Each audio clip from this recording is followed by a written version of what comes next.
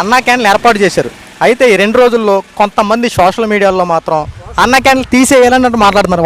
వాళ్ళకి ఏ సమాధానం చెప్పాలి? సోషల్ మీడియాలో ఇప్పుడు ఎదవలకు పదవులు వస్తే ఎలా ఉంటాయో మాట్లాడేవాడికి అడ్డంగా మాట్లాడేవాడికి ఆడికి ఎవరు దానికి సమాధానం తగిన రీతిలోనే ప్రజలు బుద్ధి చెప్పారు. ఇప్పటికైనా వాళ్ళు తెలుసుకోకపోతే ఏమీ ఉండదు.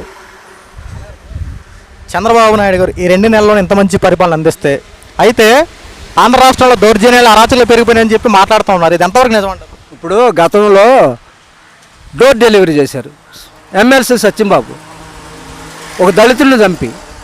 అలాగే తోట త్రిమూర్తులు కాకినాడలో, అలాగే డాక్టర్ సుధాకర్ ఎస్సీ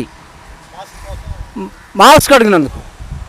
వాళ్ళు చేసిన దౌర్భాగ్యాల కంటే వాళ్ళు ఏంటి, ఇప్పుడు దొంగోడు ఏమంటాడంటే ఎటువంటి దొంగ అంటాడు. అర్థమైందా? దొంగోడు ఎప్పుడు ఎటువంటి దొంగ అంటాడు, నిజాయితీ పనులను కూడా దొంగ అంటాడు. వాడి నైజం అది, దాన్ని ఎవడో మార్చలేడు. నా చిన్నప్పుడు పుస్తకాల్లో చదివా హిట్లర్ని నియంత. ప్రపంచాన్నంతా జయించాలనుకున్నాడు, చాలా చోట్ల జయించాడు.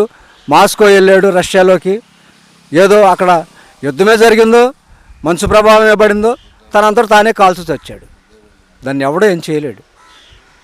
అది ఫైనల్గా ఇప్పుడు అన్నా క్యాంటీన్లు ఏర్పాటు చేశారు, ప్రజలకి మంచి భవిష్యత్తును అందజేస్తూ ఉన్నారు. అన్నా మాట ప్రకారం ప్రతి పేదవాడికి అండగా నిలబడతా ఉన్నారు. ఈ కూటమి ప్రభుత్వం చివరిగా మీ ఒక మాట చెప్పండి. ఇప్పుడు అండగా నిలబడతామనడానికి ఇప్పుడు గవర్నమెంట్ ఫామ్లోకి వచ్చి 2 నెలలు అయింది. ఫైనాన్స్ ఎంత ఆర్థిక లోటు చేసాడో అడిగే వాళ్ళకి మీకు తెలుసు. ఎన్ని వేల కోట్లు ఆర్థిక ఫైనాన్స్ లోటు బడ్జెట్ ఉందో అది మీకు కూడా తెలుసు. దాన్ని కూడా సక్రమంగా ఇవన్నీ పూడ్చుకుని, ఇప్పుడు మాట అన్నాం 4,000 పెన్షన్ అన్నాం, ఇచ్చామా లేదా? ఇసుక రేట్లు తగ్గిస్తున్నాం అన్నాం, తగ్గించామా లేదా? ఇప్పుడు ఒక్కొక్కటి నిదానంగా జరుగుతాయి, అన్నీ ఒకేసారి జరగవు కదా.